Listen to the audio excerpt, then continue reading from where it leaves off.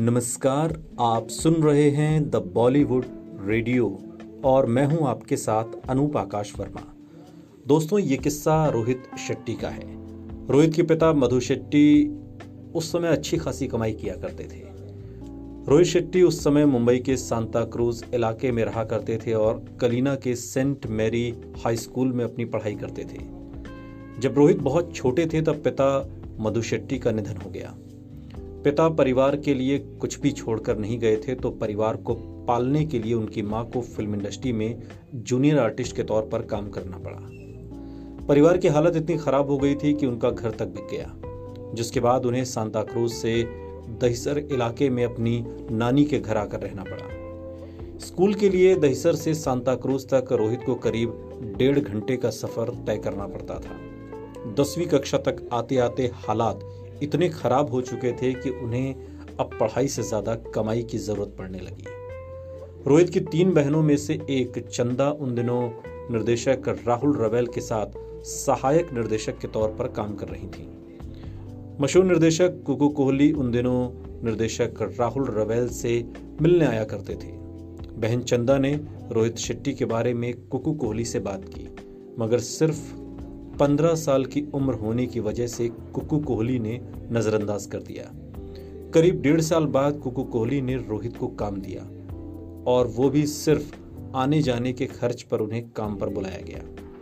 महज 35 रुपए रोजाना के दिए जाने वाले खर्चे पर रोहित शेट्टी ने काम शुरू कर दिया। उस समय कुकू कोहली जो फिल्म बना रहे थे, उस फिल्म का नाम था फूल और कांटे, जो अजय देवगन की पहली फिल्म थी। उस समय रोहित मलाड में आकर किराए के मकान में रहने लगे थे।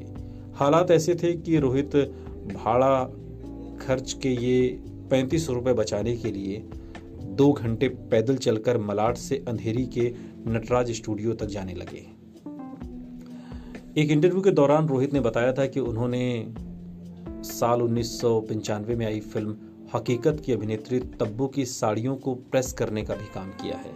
और इतना ही नहीं, वो अभिनेत्री काजोल के स्पॉट बॉय भी रह चुके हैं। बाद में रोहित इन्हीं अभिनेत्रियों के साथ फिल्में भी बनाई और फिर गोलमाल अगेन में अभिनेत्री तब्बू थी, तो फिल्म दिलवाले में काजोल इनकी हीरोइन। एक वक्त ऐसा भी आया जब रोहित की मां को सदी के महानायक अमिताभ बच्चन के पास मदद मांगने के लिए गई वो, क्योंकि अमिताभ बच्चन और रोहित के पिता मधु शेट्टी एक समय अच्छे दोस्त हुआ करते थे।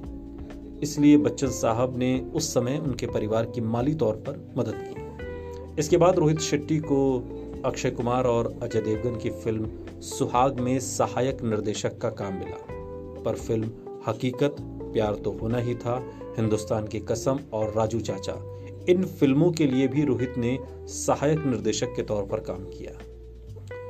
इन फिल्मों के दौरान रोहित को अपने बड़े भाई के रूप में अजय देवगन का साथ मिला।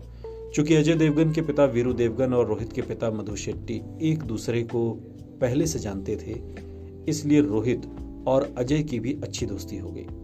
रोहित अजय देवगन को अपने बड़े भाई का दर्जा देते थे और उनके साथ कई फिल्मों में काम भी कर चुके थे।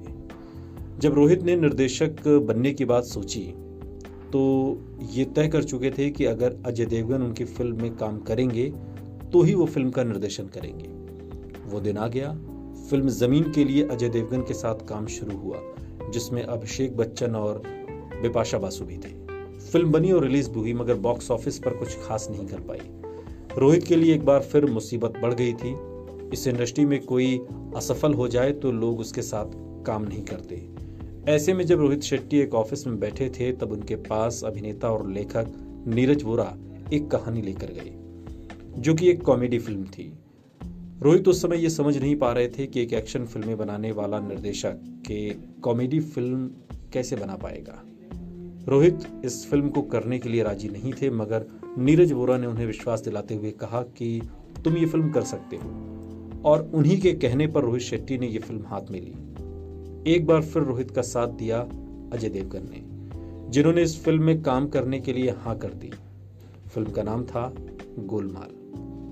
फिल्म बनी और जबरदस्त हिट रही। उसके बाद साल 2010 तक तो इस फिल्म के और 2 सीरीज भी बन गई, जो सफल भी रही। इसके बाद रोहित ने फिर कभी पीछे मुड़कर नहीं देखा। बोल Bachchan, Chennai express, Golmaal 3, Singham, Singham return, Dilwale, Golmaal again और सिम्बा जैसी फिल्में बनाई। यहाँ बात करें अजय देवगन और रोहित की दोस्ती की, तो रोहित के मुताबिक वो अजय को दोस्त से ज्यादा अपना बड़ा भाई मानते हैं। सुनते रहिए द बॉलीवुड रेडियो, सुनता है सारा इंडिया।